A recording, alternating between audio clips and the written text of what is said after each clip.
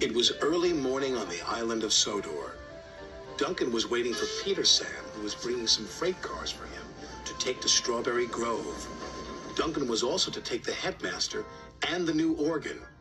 While they waited, the headmaster played a lively tune. Peter Sam had steamed all through the night to bring Duncan his wagons.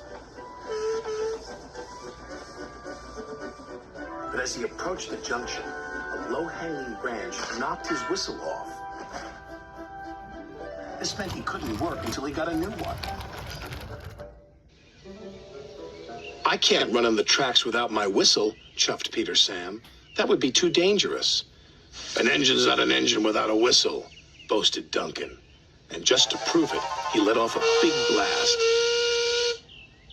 But the rest of the engines just ignored him. Duncan chuffed away in a big huff. He was cross.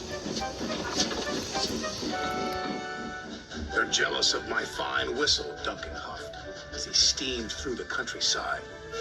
He whistled at some sheep, but they were too busy eating grass to take notice. Bah, said Duncan. I need to whistle louder and longer next time.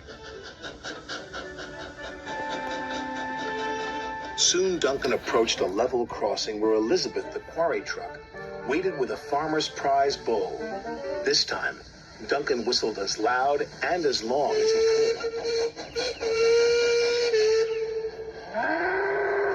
Said the bull. Stop that nonsense, Duncan, Elizabeth called. Duncan carried on cheerfully down the track. But he hadn't noticed his whistle had come loose. Then Duncan saw Terence plowing a field. He'll get the loudest and longest whistle yet, he chortled to himself. And he blew so hard, his whistle shot off like a mighty rocket and landed out of sight.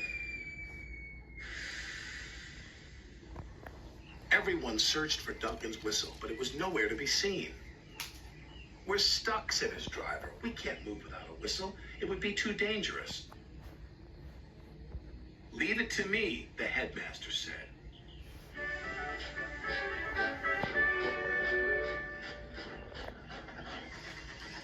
For the rest of the day, Duncan didn't make a sound.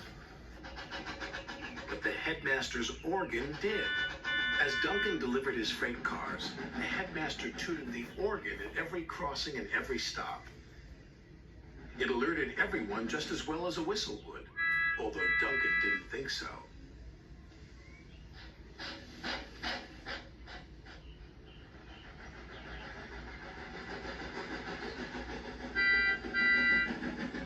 Finally, Duncan finished delivering the last of his freight cars.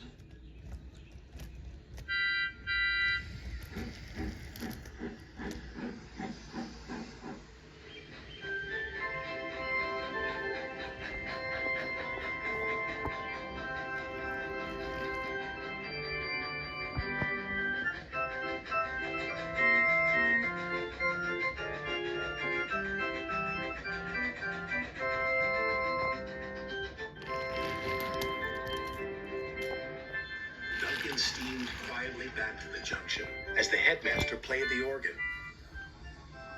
Look, Rusty teased, it's Duncan the musical engine.